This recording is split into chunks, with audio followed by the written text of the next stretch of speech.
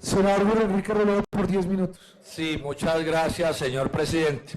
A ver, la bancada del Polo acaba de votar positivamente este proyecto y nuestros congresistas en las comisiones respectivas también votaron. El senador Alexander López y el doctor Germán Navas Talero votaron afirmativamente este proyecto.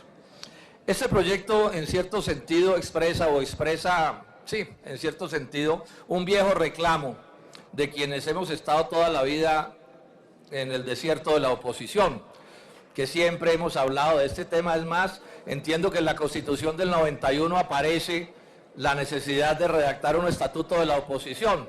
Pues si nos gastamos 25 años en que por fin se empezara a volver una ley de la República. O sea, en ese sentido, repito, estamos de acuerdo con el espíritu del proyecto. Y hay que reconocer que el proyecto tiene cosas que pueden ser interesantes. No es eso lo que voy a poner en duda. Pero sí voy a decir una cosa que creo que es clave aclararles a los colombianos. Este es un proyecto que en muy buena medida yo considero que se enmarca de lo que uno puede llamar una reforma gatopardista. Gatopardista, como en muchos aspectos de todas estas cosas que se están votando.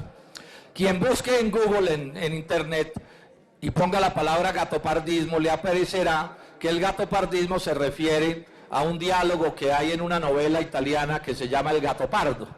En esa novela italiana, señor presidente, hay una conversación de dos miembros de la élite del poder italiano que están preocupados porque el pueblo de Italia anda alborotado haciendo reclamos y pidiendo cambios.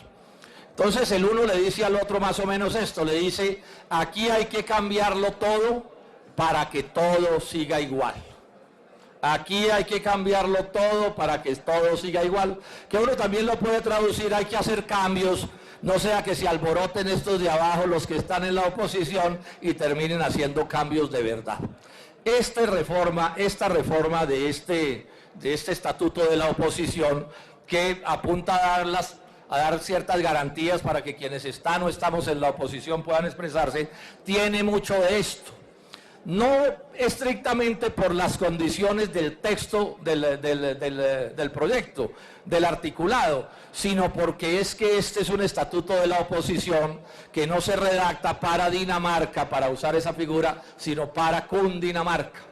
Es posible que un estatuto de la oposición como este en un país distinto a Colombia genere muchos dientes y sea un salto adelante y genere ciertas modificaciones de importancia, pero es que resulta que aquí estamos en Cundinamarca, en donde la política se hace de una manera bien diferente a como se hace en los países donde existen, digamos, figuras democráticas que están bien distantes a la poca democracia que se utiliza en Colombia. Entonces, si en un país diferente a ese estatuto puede producir un impacto de importancia, en Colombia muy seguramente, ojalá me equivoque, pero creo que no, lo vamos a ver en los próximos años, va a hacer que las cosas sigan básicamente iguales a como están, pero solo que en Colombia, la democracia colombiana, que es bien poco democrática, también pueda decir en el exterior: tenemos estatuto de la oposición, otra prueba de las excelencias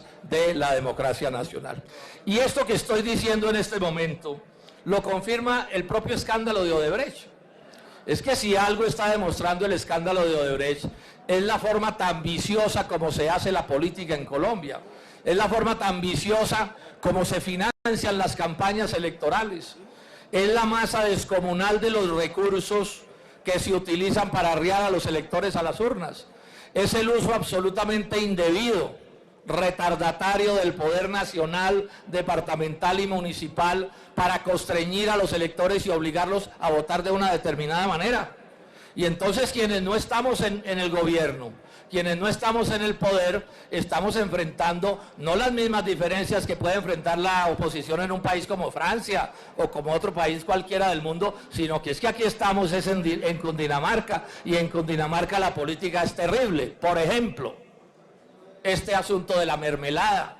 que nadie de quienes están en el poder habla de modificarse. Entonces, claro, a alguien de la oposición le pueden dar de pronto unos minutos en algún medio de comunicación, y yo no digo pues que eso sea malo, que a uno le den unos minutos en un medio de comunicación, pero eso sí cambia realmente las reglas del juego, eso sí hace que existan verdaderos derechos democráticos para ejercer la oposición en Colombia, o eso apenas es un pequeño maquillaje al que no le quito su importancia, y repito, estamos votando positivamente, porque es mejor un tris más de democracia que un tris menos de democracia. Pero es que aquí tenemos una especie de cáncer que se ha tomado la política nacional, y claro, si al enfermo de cáncer le dan una aspirina, yo no me opongo, pero sí tengo que decir, señor canceroso, señor que está sufriendo el cáncer, con esa aspirina no va a resolver su problema, así le duela un tricito menos la molestia que está sintiendo.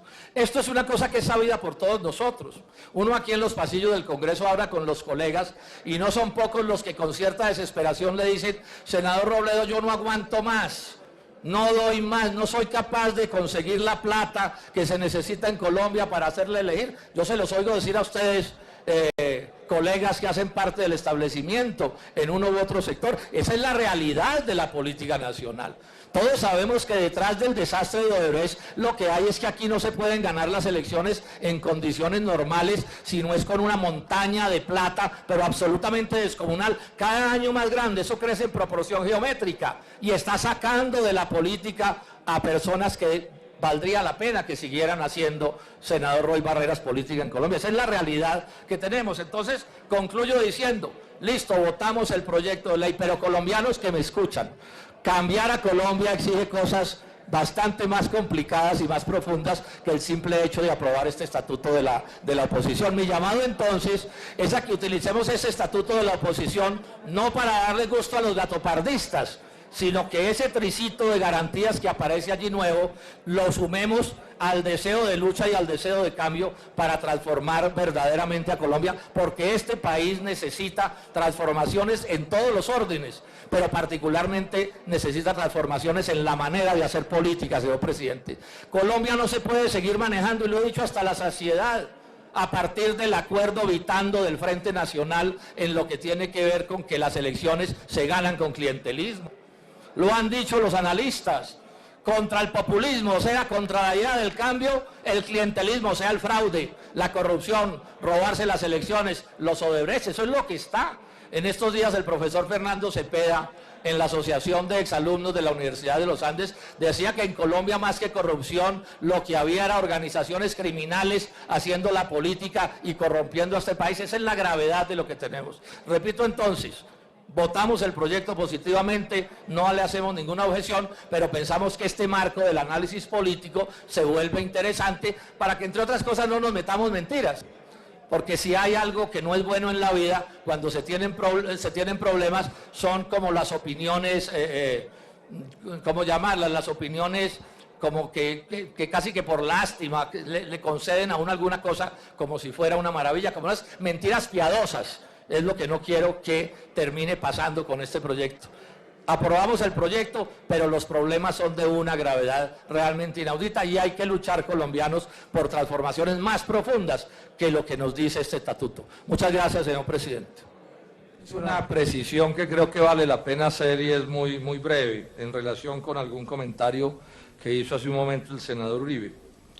O sea, en mi caso nunca he sido amigo de la lucha armada en Colombia, esa es una cosa que es sabida, y somos muchos los que hemos estado en la oposición y que nunca participamos de esa idea. Y los horrores de esa confrontación son conocidos, pues sobre eso hay literatura en grande, de todo este horror, de esta violencia que hemos padecido a lo largo de tanto tiempo. Pero lo que quiero enfatizar es esto. Ese país que hemos vivido en estos 50 años anteriores, no solo padeció por los horrores de esa confrontación armada de tanto tiempo, sino que quienes no estuvimos nunca en esa confrontación armada, fuimos víctimas también de la persecución desde el Estado colombiano, con matices o diferencias dependiendo del momento.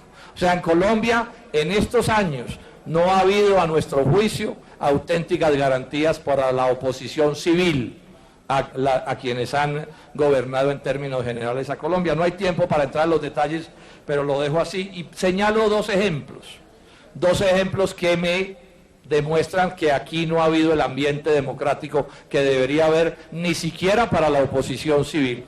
Uno es el caso del Estatuto de Seguridad del presidente Turbay, que era un estatuto de seguridad dirigido a perseguir a la oposición civil.